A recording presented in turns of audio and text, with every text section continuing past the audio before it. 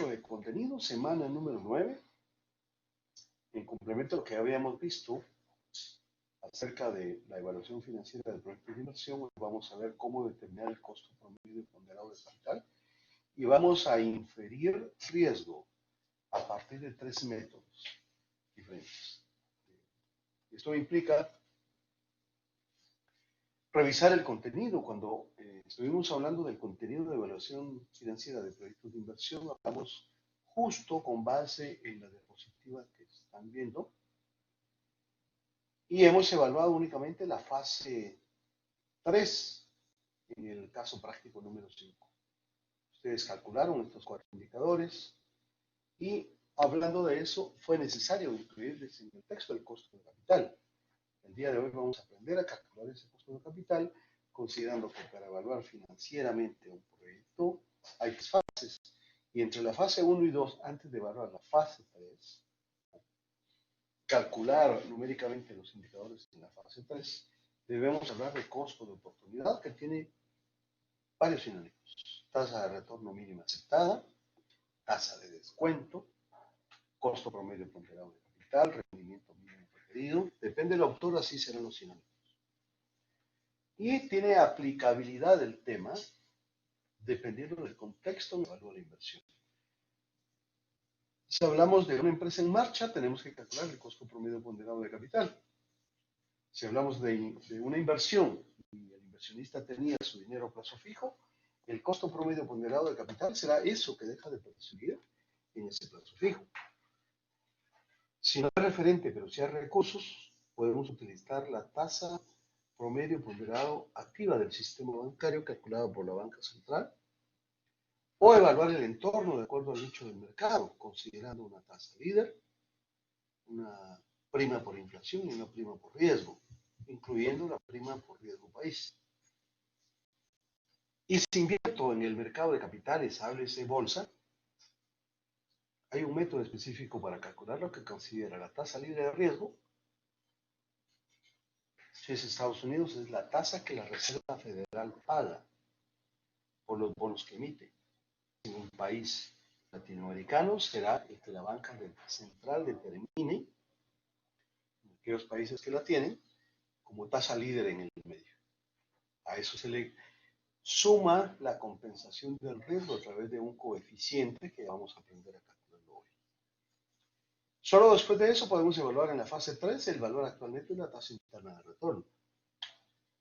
Justo fue lo que vimos en el caso práctico 5 y hoy vamos a abordar el cálculo de ese costo de oportunidad de capital. Dentro del contenido de administración financiera vamos a asociar 2 temas, riesgo y rendimiento y costo de capital, asociado a la evaluación financiera de proyectos. La aplicabilidad de la cual habíamos hablado depende del caso o del contexto en que se haga la inversión, había indicado. Si es empresa en marcha, vamos a calcular el costo promedio ponderado de capital, por su nombre en inglés WACC, y hay 2 formas, un tabular o una fórmula para poder calcular eso.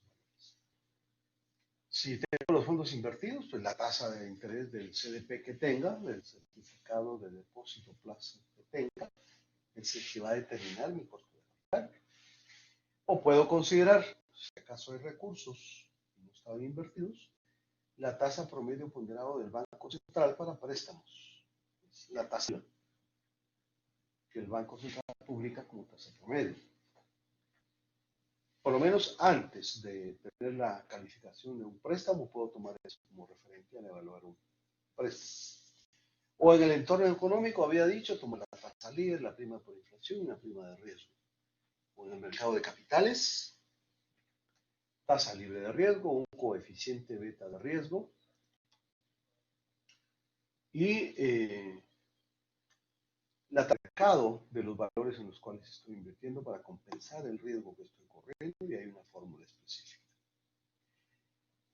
La disyuntiva, la decisión constante de las empresas, y estamos hablando de empresas públicas, no de sociedades anónimas cerradas, de las cuales hay el 100% en Guatemala. No hay compañías públicas en Guatemala porque no tenemos bolsa abierta. Todas las empresas que quieren captar a través de bolsa lo único que hacen es emitir pagarés, pero no venden acciones. Eso hace que en Guatemala solo existan sociedades anónimas cerradas. A partir de este momento, el contexto es una sociedad anónima abierta, en donde los inversionistas no tienen ninguna relación con el equipo que dirige la compañía. Y a esas normas imparciales se le llama gobierno corporativo, lo que permite que la junta directiva de una organización gestione una compañía pública con imparcialidad en favor de los intereses de los inversionistas. Esa decisión de qué estructura de capital utilizar, que es la combinación entre deuda y capital aportado por accionistas, es lo que ve el tema costo de capital. Y a partir de este momento, al capital en el balance general le vamos a llamar capital contable, y en el activo, la sumatoria total del activo le vamos a llamar capital, que es el capital invertido en una organización. Teniendo eso como contexto, el valor de un capital en una organización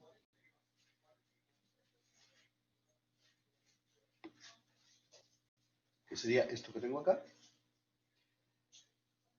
tiene una estructura, es decir, está financiado por capital proveniente de accionistas y capital proveniente de terceros.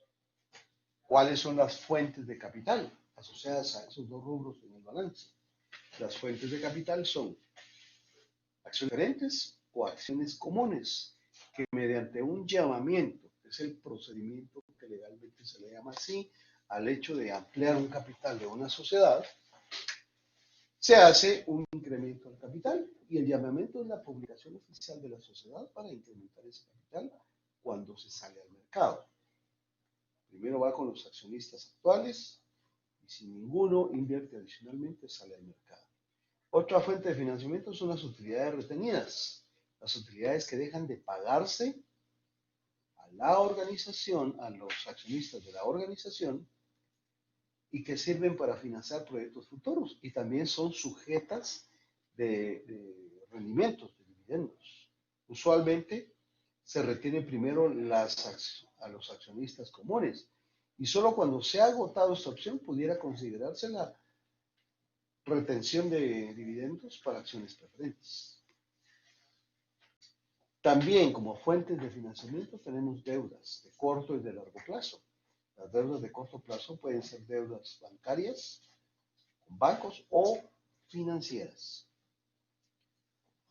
Y las deudas de largo plazo igual pueden ser con un banco o una financiera, pero pueden ser estructuradas por hipotecas, por ejemplo, o mediante una emisión de bonos en el mercado. Aquí hay una fuente de captación de capital a través de bolsa, que son bonos empresariales o bonos corporativos.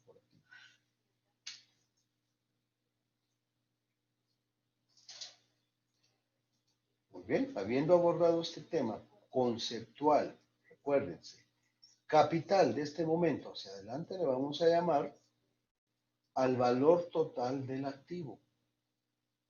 Capital contable es el valor del capital en el balance, que son dos temas totalmente diferentes.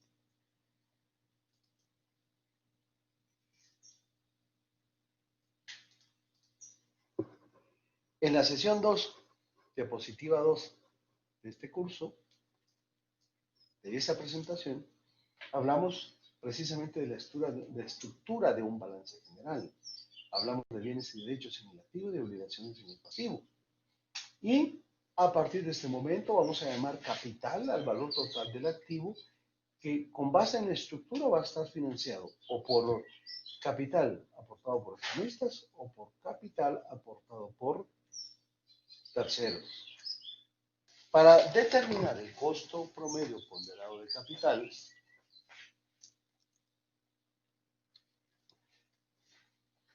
tenemos dos formas de calcularlo: por un método tabular o por la fórmula que implica ese cálculo. Vamos a trabajar primero el método tabular. El método tabular contiene esta serie de columnas que tienen que irse llenando solo después de conceptualizar lo que tiene. Primero debemos considerar las cuentas contables que generan costo financiero. ¿Cuál es el costo financiero de una acción? El dividendo. Ya sea acción común o preferente, se pagan dividendos. Es el costo financiero para la sociedad. El costo financiero de una deuda son los intereses. Y el efecto de ese capital aportado por accionistas o por terceros se ve en el estado de resultados a diferente nivel.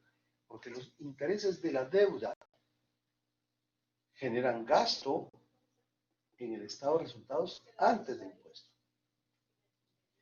Los dividendos pagados a accionistas preferentes y comunes generan gasto en el estado de resultados solo después de impuestos. Todo lo que esté antes de impuestos genera escudo fiscal, que es la reducción de los impuestos producto de un gasto. Esa reducción de los impuestos producto de un gasto se llama escudo fiscal. Ya vamos a ver un poquito más a detalle ese tema. Tengo un ejercicio práctico acá que vamos a correlacionar a este tabulado. La tercera columna que dice peso, tiene un signo porcentual ahí, la vamos a identificar en la fórmula con la W de weight, peso relativo.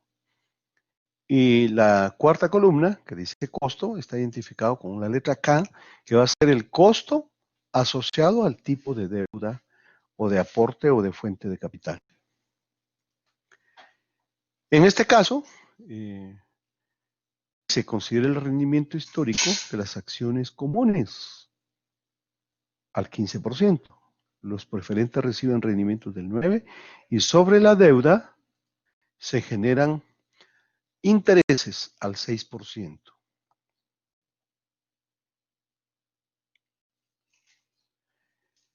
¿Qué cuentas considerar? Si estoy hablando de accionistas preferentes, hay un rubro específico. Si estoy hablando de acciones comunes, hay dos rubros que deben correlacionarse. ¿Y a qué me refiero con dos rubros que deben correlacionarse? A lo siguiente, las utilidades retenidas se deben siempre considerar como parte de las acciones comunes. Esos dos rubros siempre se suman. Si aparece un saldo, se suma. Si aquí lo sumaría, el efecto es cero porque no hay utilidades retenidas. Y los otros rubros a considerar, o las otras cuentas a considerar, serían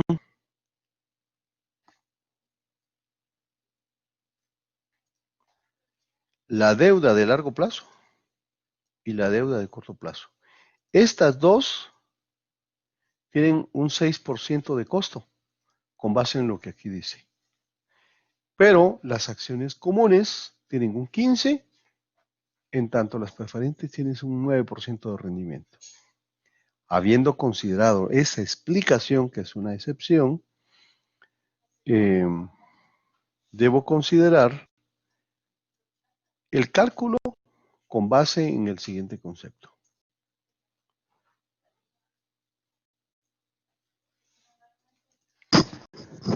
Yo tengo un costo financiero asociado a cada fuente de capital, que ya dijimos que hay varias fuentes de capital. Está el capital aportado por accionistas, en donde está el capital común y el capital preferente. Eso genera un costo financiero llamado dividendos. Y en las deudas de corto y largo plazo, que pueden incluirse bonos en estas deudas, hay intereses. Sobre esa base, el método tabular requiere los siguientes cálculos. Primero debemos identificar las cuentas contables que dijimos, la suma de estas dos deudas de corto y largo plazo es viable solo cuando se tiene la misma tasa como en este caso. 225 más 32.500 da 257.500. Y el capital preferente por 250.000 está aquí. Y el capital común, que sería acciones comunes más utilidades retenidas, está por acá. Luego tengo que identificar como costo total en el tabulado el costo que me están dando en los datos complementarios. Esos datos que me están dando en la información complementaria los vacío en valores decimales, no porcentuales. 15% es 0.15, 6% es 0.06 y 9% es 0.09. Cuando las tasas de una misma fuente de capital son las mismas, los valores se pueden consolidar. En este caso procede con las deudas de corto plazo y largo plazo. El escudo fiscal es la estrategia, dice, que la ley facilita para reducir el pago de impuestos mediante desgravaciones fiscales. En otras palabras, es todo aquel gasto que reduce la utilidad antes del impuesto y por ende reduce el pago de impuestos. Eso solo sucede con las deudas, no con el capital preferente y común. Para poder calcular el peso relativo de cada aporte de capital, primero debo considerar la suma del saldo, que serían los tres valores acá, 257.500, más 250.000, más 928.812, y traslado ese valor total al tabulado. Luego debo calcular el valor porcentual del aporte de deuda, preferentes y comunes, dividiendo, en este caso, el saldo, que serían 257.500, dividido el valor total de la sumatoria, justo está acá, 257.500 dividido 1.436.000, que da .1793, y es el valor que llevo al tabulado. De igual forma hago con los cálculos del peso relativo para preferentes y para comunes. Una vez he completado los cálculos, debo sumar, y el método tiene una condición. La sumatoria de todos los pesos relativos tiene que dar 1. Si no me da 1, yo debo revisar las aproximaciones que están en la cuarta fila para ver si reduzco o incremento en un punto decimal, o en este caso, en el cuarto decimal, el valor. Pueda que me falte .9999, entonces tengo que subir .0001, o de repente es 1.0001, debo bajarle a algún punto decimal a cualquiera de las cuentas, sobre todo revisando el quinto decimal. Una vez he hecho eso, yo necesito calcular el costo neto. Y el costo neto lo voy a calcular considerando el escudo fiscal. Y para eso debo incluir acá el cálculo de 1 menos t, en donde t es el valor de la tasa de impuesto.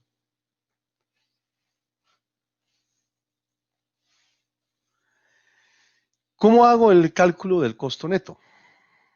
Primero, debo incluir el 1 menos t solo en aquellos rubros que generan escudo fiscal. Y el único rubro es la deuda, como habíamos dicho. Acá únicamente va el escudo fiscal. Lo siguiente que hago es multiplicar el escudo fiscal por el costo total. Y eso me permite calcular el costo neto. Dice, el escudo fiscal aplica a aquellos rubros que generan gasto antes de impuesto. Para calcular el costo neto se multiplica el costo por el factor del escudo fiscal. Esto por esto. Costo en la cuarta columna por la quinta columna, que sería escudo fiscal, y me da justo este dato de acá. En este caso sería .1793 por .045.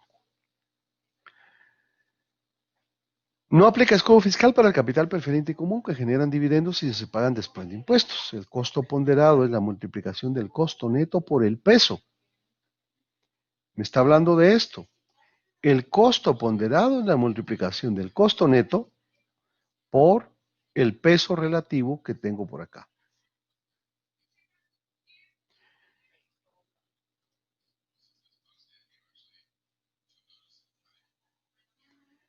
Bien. Una vez he encontrado el costo neto,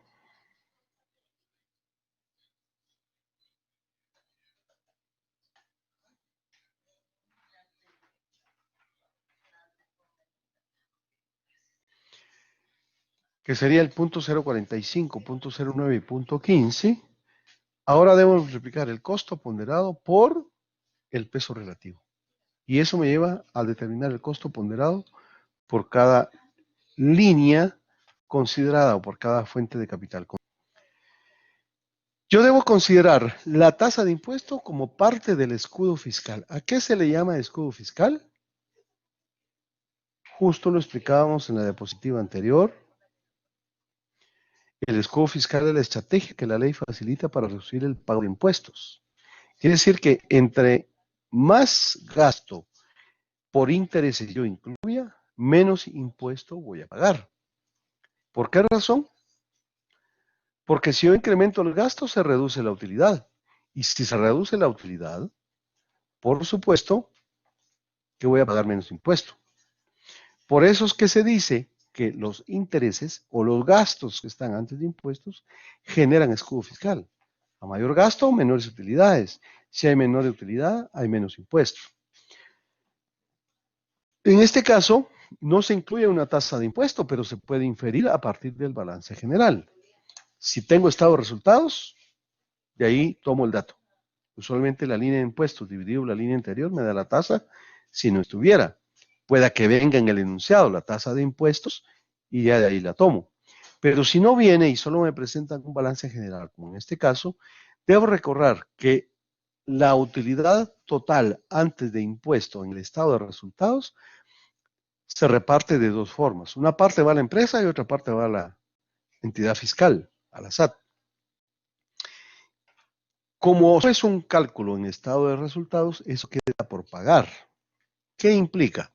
Que al final la suma de 375.570 más el ISR por pagar de 125,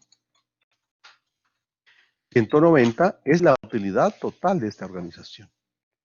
¿Eso cuánto está dando de impuesto? 90 y ¿qué? 125.190. Entonces, 125.190 dividido el Un valor de la suma. 25%, pues. Exactamente, es un 25%. Puede inferirse así, a veces no es tan exacto porque pudiera haber otro tipo de ISR aquí pendiente de pago. Recuérdense que hay estas fuentes de financiamiento, pero en este caso, nada más es teórico, estoy haciendo ese cálculo. Si no, lo tomo del estado de resultados o pueda que venga en el enunciado.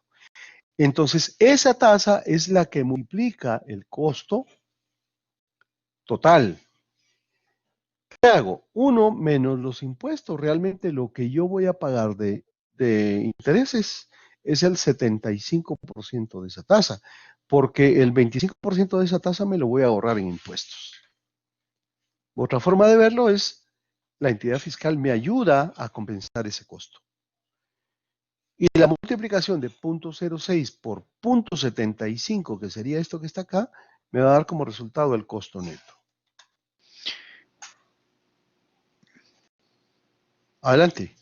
Perdón, licenciado, y cuando ahorita que mencionó del ISR pendiente, el cálculo ya lo entiendo, pero cuando uno tiene un ISR pendiente puede pagar que ya está calculado, ¿de qué manera se pudiera integrar al hacer el cálculo, no? O sea, reducir Sí. ese tema de pago de impuestos.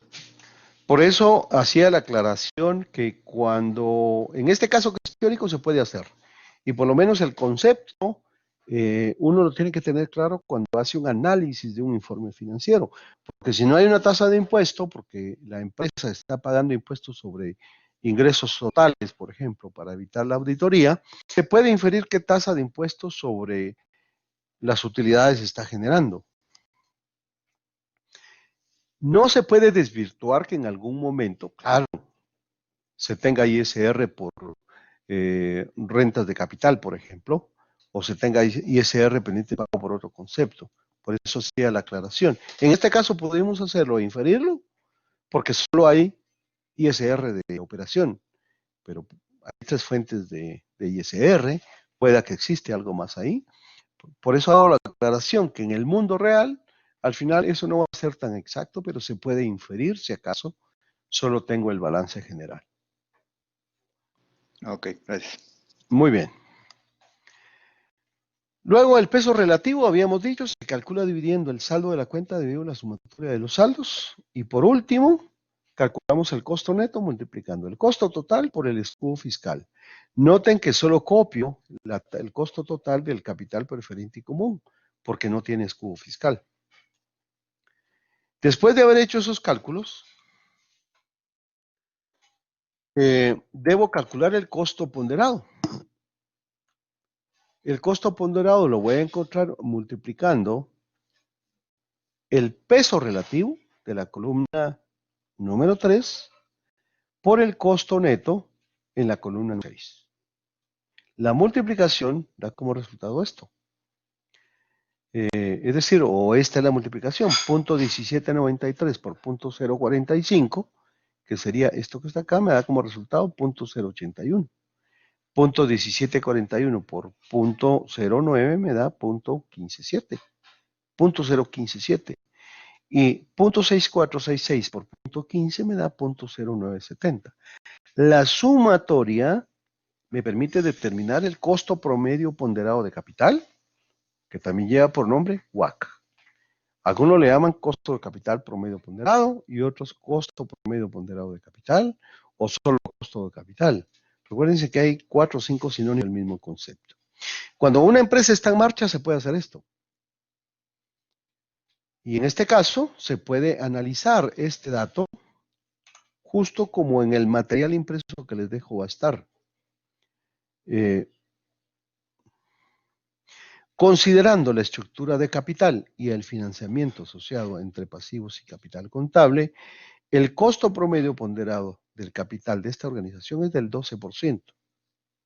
Para mayor comprensión, también puede decirse que cada unidad monetaria en el activo paga un costo financiero equivalente a 12 centavos.